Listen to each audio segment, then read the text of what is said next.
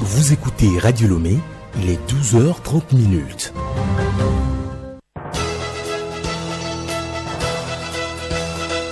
Le journal Geneviève Pognon.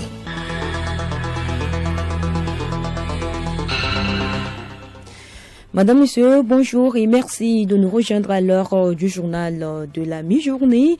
Bientôt, chaque Togolais aura son numéro biométrique, un système qui assure la sécurité et la facilité d'opération à chaque citoyen. L'intérêt de ce système à suivre avec Bénédicte Kanda dans cette édition.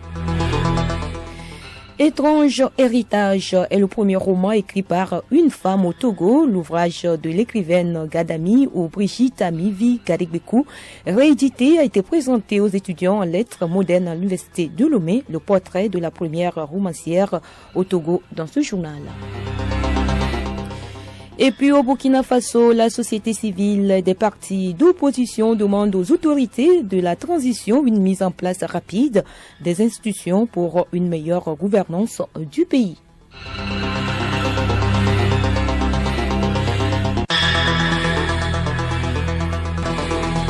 radiolomé.tg. Bienvenue à tous. Je le disais tantôt, chaque Togolais aura bientôt un numéro biométrique. C'est un système qui assure la sécurité et la facilité d'opération à chaque citoyen.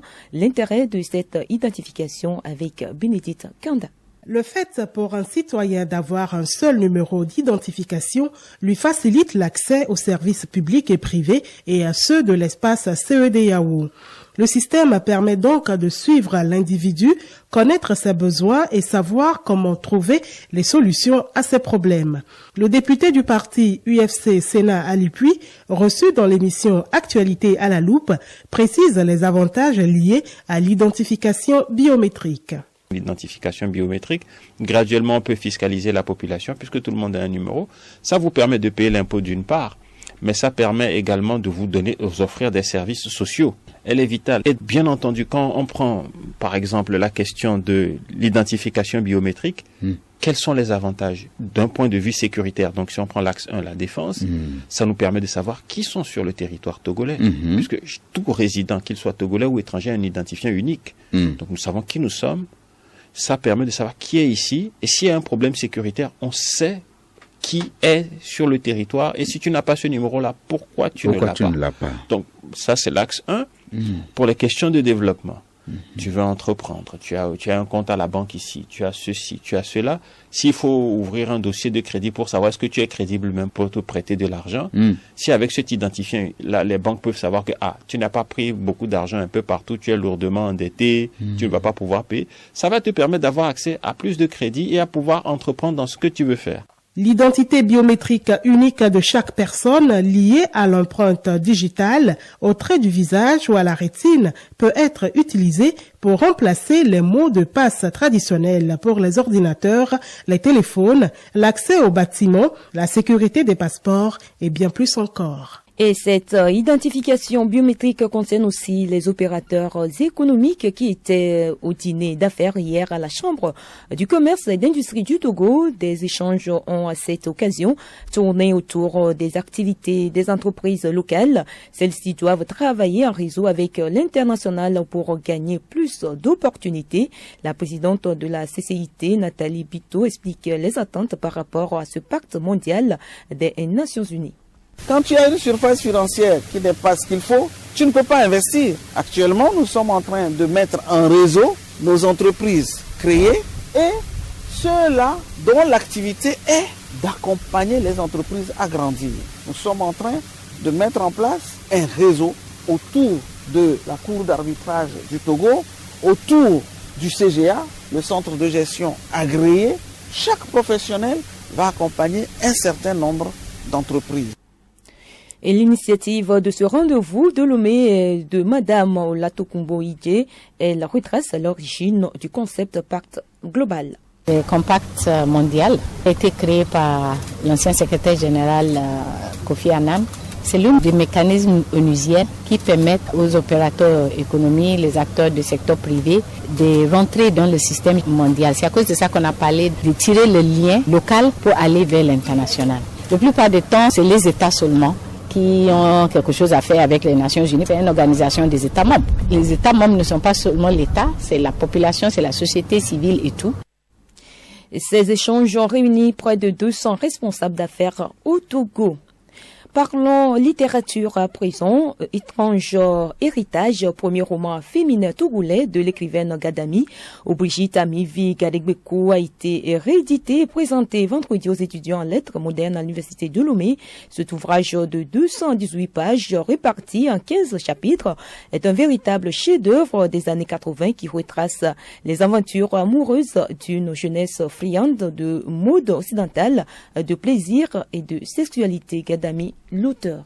J'ai développé comment parfois les filles sont amoureuses et naïves et là où ça les amène. J'ai développé aussi côté lycée, comment nous vivons à l'époque. Et il y a aussi un côté la vie en famille. Et d'un autre côté, ce que j'ai développé que les gens ne soulèvent pas, c'est que parfois vous avez connu quelqu'un, vous avez fait les Kassankou, un beau jour, cette personne devient riche et vous n'êtes plus. C'est le cas du père de Coco, qui est devenu riche et qui ne considérait plus la famille de là. Parce que les riches à part, les pauvres à part.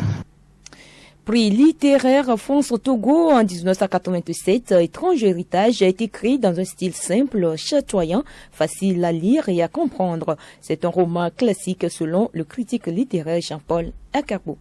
Au fond, le livre parle d'une histoire d'amour entre Delali et Kofi, deux personnages qui se sont aimés à la manière chevaleresque, un type d'amour que nous n'avons plus aujourd'hui. Et tout va tourner au vinaigre à partir du moment où Dela sera enceinte et d'un seul coup, elle remarque que son bien-aimé, Kofi, est porté disparu. Et ça, c'est les machinations de son beau-père. Alors, sur la forme, ce récit nous renvoie naturellement à la question de la réception. Comment recevoir un tel roman des années 80 aujourd'hui? Alors, nous nous sommes donné la tâche de recontextualiser le récit dans les années 80 pour dire que l'amour était quelque chose de sérieux dans le temps. Mais aujourd'hui, malheureusement, la jeunesse n'a plus sa tête à cela. L'autre élément, c'est la construction de la psychologie des personnages, notamment le personnage féminin Dela, que l'auteur, sinon l'autrice Gadami, a essayé de construire comme une vraie femme. Non seulement une femme chrétienne, mais aussi une femme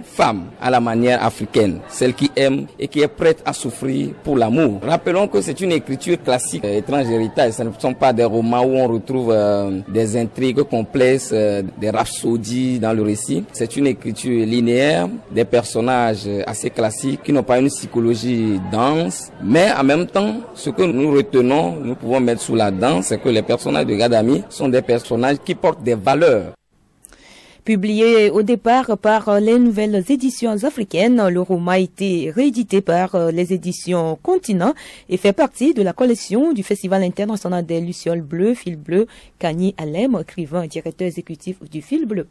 Nous essayons de reprendre en réédition des textes qu'on ne trouve plus dans la littérature togolaise. Le cas de Étrange héritage de Gadami, c'est un livre qui est difficile à trouver aujourd'hui. On rêverait de faire la même chose pour Le fils du fétiche de David Anano, des textes de Pouchoro, que aujourd'hui les gens ne trouvent plus. Donc l'objectif à long terme, c'est si les ayants droit, les descendants de ces auteurs nous font confiance, nous reprendrons ces livres, nous les rééditerons. Et aussi des auteurs femmes qui sont sexy dans leur écrit. Étrange héritage, c'est ce qu'on appelle un classique de la littérature. Classique dans le sens que ça a beaucoup été étudié dans les écoles. Beaucoup de gens, depuis les années 80, ont lu ce texte, en ont gardé de très bons souvenirs. Et c'est une photographie des années 80, de la façon de vivre des jeunes de cette période-là. Et en relisant ça aujourd'hui, on est un peu étonné de voir que cette génération est très différente de celle d'aujourd'hui. Donc c'est très intéressant aussi de découvrir une sorte de photographie d'un passé pas très lointain qui montre quand même que les mentalités changent beaucoup dans la société togolaise. De son vrai nom, Brigitte Amivi Gadami est la première romancière du Togo. Elle a une dizaine d'ouvrages à son actif. Gadami vit actuellement aux États-Unis, œuvre dans le social. Et justement, doyenne de la littérature togolaise, Brigitte Amivi Gadegbekou parle d'elle à travers ce portrait présenté par Emmanuel Amegblami. Forme svelte, teint clair, visage serein, derrière ses lunettes, avec une tresse faite de mèches mélangées avec ses cheveux grisés, Gad Ami ou Brigitte Amivi Gade Gbekou, sexagénaire, a commencé à écrire au collège. Je peux remonter du fait que j'aime beaucoup lire et à chaque livre fini, je trouve que on peut toujours continuer.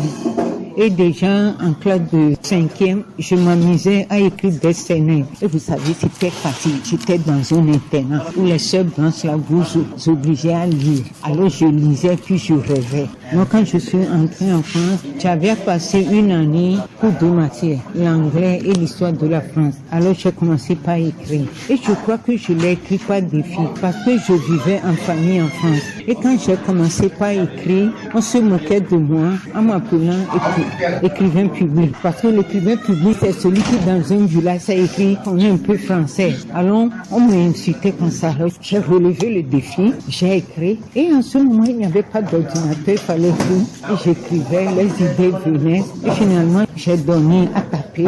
À l'époque, j'ai payé 2000 francs français. Et puis, j'ai envoyé ça dans les maisons d'édition. Sans pourtant, je rêvais quand même, mais je n'y croyais pas. La première romancière nous parle de son roman Étrange héritage 29 ans après sa réédition. C'est pas mon histoire, mais je sais que je suis une personne romantique et j'avais beaucoup d'amis qui se confiaient à moi. Je connais les histoires d'eux, tout ça. Donc, c'est facile pour moi d'écrire. Même quand j'ai écrit Croix de la mariée, les amis qui venaient vers moi ont voulu lire le livre pour voir si j'ai pas parlé de leur histoire. Mais non, mon imagination dépassait ce que je vivais, ce que j'entendais. C'est pourquoi c'est sorti, puisque l'année dernière, l'écrivain Gad Ami a été immortalisé dans leur bibliothèque ici. Personne ne la connaissait. Donc pour parler de cette personne qui est la première romancière, il faut parler d'Étrange héritage. Gad Ami appelle la jeunesse togolaise à plus d'audace. Il y a beaucoup d'écrivains maintenant au Togo, c'est bien. Même la littérature dans le domaine d'enfants et enfants. Je trouve que c'est bien. Aussi bien les garçons que les filles, je me dis toujours, chacun de nous peut écrire un livre. Pas seulement son histoire. Parce que vous allez remarquer, nous voulons vivre comme ça et nous vivons à côté parallèlement. On ne peut pas écrire le livre du rêve qui habite en nous. Même si vous vivez dans un couple, vous êtes marié, mais il y a en vous une autre vie. Il faut immortaliser ça sur le papier. Donc chacun de nous peut écrire un livre. Concours d'art oratoire des tout petits enfants, Kids Eloquence émission TV a été lancé hier à Lomé, couplé des demi-finales du concours septentrional. Cette compétition, première du genre au Togo, est une télé-réalité initiée par la Chambre internationale des orateurs du Togo.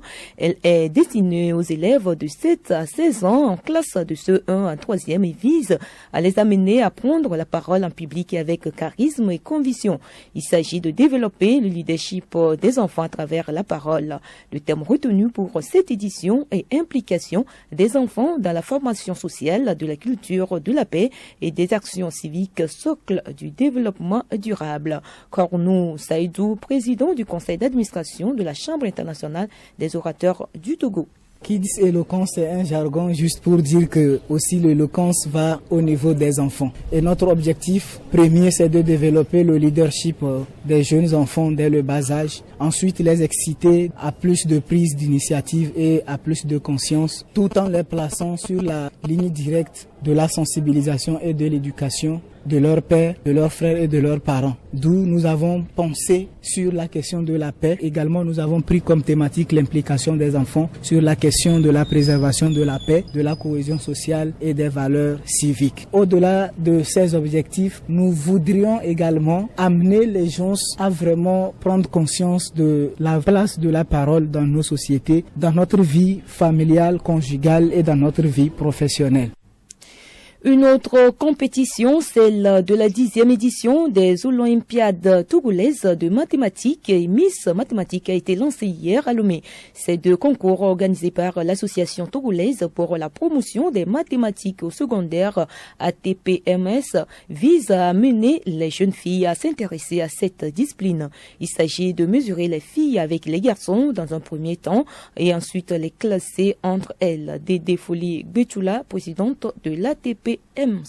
Le thème choisi pour cette année, c'est pour des mathématiques sans sexisme au Togo. Ce thème vise à faire représenter la jeune fille dans les domaines mathématiques dans notre pays. Donc c'est pour cela que nous essayons de promouvoir déjà les mathématiques dès le collège et le lycée pour pouvoir obtenir une présence féminine à l'université parmi les enseignants de mathématiques. Les concours se dérouleront en 2 tours. Nous avons le premier tour qui est prévu pour le 5 avril à partir de 14h sur toute l'étendue du territoire de Lomé jusqu'à dans la région des Savanes. Donc les 100 meilleurs sont choisis pour passer le second tour. Pour la Miss Mathématiques de cette année, ce sera la meilleure élève fille de la classe de seconde et elle doit être parmi les 10 meilleurs. Les inscriptions sont ouvertes et restent gratuites sur toute l'étendue du territoire national, mais les kits restent payants en fonction des régions. Sans transition, nous passons à l'étranger. Au Bénin, la Cour constitutionnelle a rejeté hier le recours du parti d'opposition, les démocrates, au terme d'une audience publique. Le parti qui conteste les résultats du 8 janvier dernier demandait aux sages d'ordonner à la commission électorale de lui mettre à disposition les PV de compilation de tous les résultats pour justifier son recours en contestation.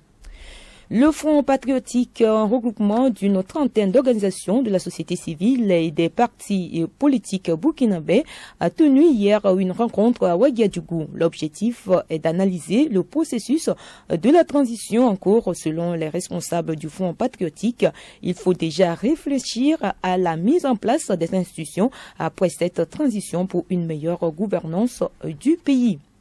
Et puis, en Centrafrique, la Cour constitutionnelle a déclaré vendredi, conforme à la Constitution, la loi relative à l'organisation des référendums votés le 28 décembre dernier par les députés. Réaction contrastée à Bangui entre soutien du pouvoir et opposition au président Touadéra. Si pour les partisans du président, cette nouvelle décision de la Cour est un pas de plus vers une nouvelle constitution qu'il souhaite, pour ses opposants, c'est un coup de plus porté aux institutions.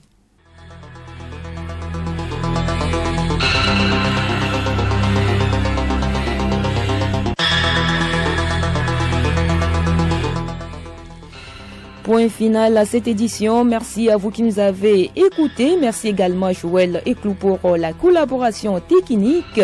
Le rappel des titres. Bientôt, chaque Togolais aura son numéro biométrique, un système qui assure la sécurité et la facilité d'opération à chaque citoyen. Vous avez suivi dans ce journal l'intérêt de ce système avec Bénédicte Ikanda. Et puis au Burkina Faso, la société civile des partis d'opposition demande aux autorités de la transition une mise en place rapide des institutions pour une meilleure gouvernance du pays. Excellent après-midi à tous et à toutes en compagnie de nos programmes.